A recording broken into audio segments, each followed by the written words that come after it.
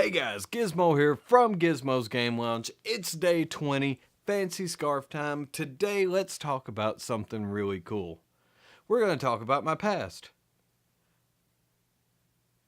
More specifically, we're going to talk about music for a minute. Now, as you can tell, I'm wearing one of my favorite band t-shirts right now. So, back when I was younger, I loved music. And I was fortunate enough to grow up in what I call, like any other person in the world, the greatest era of music. Now, what I mean by that is every person growing up, the music they listen to while they're growing up, it seems that they have an affinity to it later in life. That's the reason why right now some people can't stand Justin Bieber because, well, they were just too old when Justin Bieber came out in One Direction. And to be honest, they may not even be relevant anymore because I don't listen to them. But the point is, those were the popular bands of this era. The popular bands during my era had a certain sound to them, that Seattle sound. Of course, I'm talking about grunge. Grunge was a beautiful, beautiful period of music if you play music, because it brought something to the table that had never really been done. It mixed this really aggressive punk with these walls of noise up against all of these hard melodies. And that mixture of noise and melody together just really, nobody ever really heard anything quite like it. And that's why people still search for that Seattle sound today. So, what does grunge have to do with this video? Well, I'll tell you what it has to do with this video. The grunge era of music is what brought me into playing music. I loved that era of music so much, I wanted to recreate it. I wanted to make my own sound like it. And I loved every second of it. Now, for me, bands like Nirvana and Soundgarden and Alice in Chains and Mudhoney and just so many good bands, Pearl Jam, there's just a ton of them. The music spectrum back then was all about that noise meets the melody and it creates the harmony kind of thing, and I loved it. And I wanted to be able to do something like that. So that brought on the decision I wanted to learn an instrument. So now we bring into another mindset. Well, there's a lot of instruments in the world. I could have played keyboard. I could have played, I could have been a DJ. Back then, scratching was still kind of cool, Yeah, I could have done that. I could have played guitar. I could have played drums. I could have played bass. I could have done anything in the world. And what did I settle on? I settled on bass. I always appreciated the bass guitar. I always have.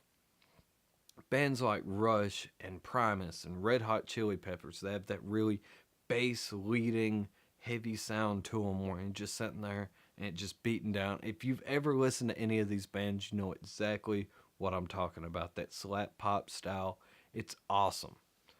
So when you mix that type of sound in with the grunge music, it really started bringing in this new sound, and I loved it. And as I played, I started getting a little better. Then I ended up in a band, and we played in a band for a long time. And I loved almost everything about being in a band. When you're in a band, it's a lot like being in a marriage or a committed relationship, except it's completely heterosexual. No one's dating anyone.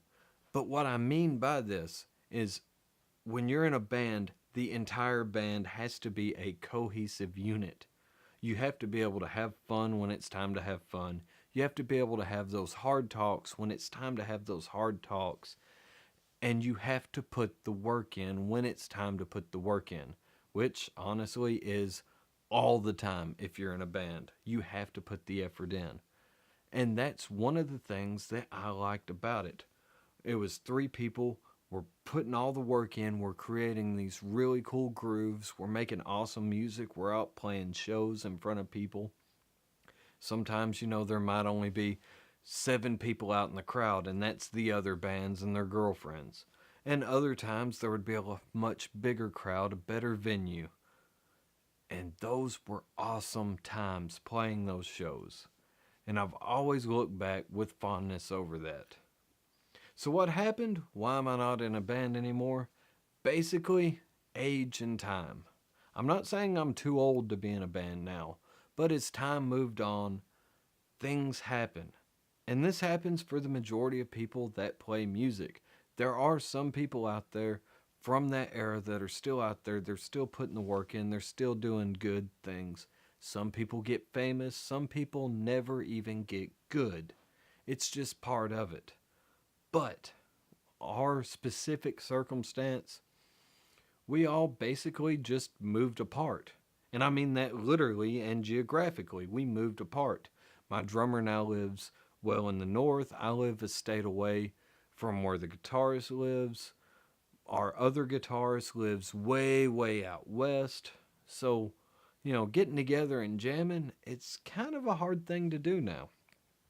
And honestly, I'm at the point in my life now where I don't really have time anymore. Priorities have changed. I would love to be back out there and be back on stage and doing the thing, but I don't have the 40 to 50 hours a week to commit to doing that anymore. So, for that part of my life, it's pretty well over, but it's not a bad over. It's not like I'll never play music again, because the good thing about playing music and learning music is I can do it in the comfort of my house at any time I want to. I can plug in, I can play along with some of my favorite tracks, I can try to still create music.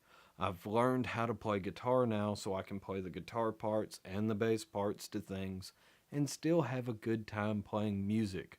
I'm not out there on the road anymore, we're not doing shows anymore, but I'm still playing music and I'm still enjoying that aspect of life today. I just don't have the 50 hours a week to dedicate to it anymore. And that's okay, because who knows what happens down the road. 5 years, 10 years down the road, something crazy might happen and the big break might come. You never know. But if it doesn't happen, I'm okay with that too. So, guys, until next time, I'll see you in 24 hours. Later.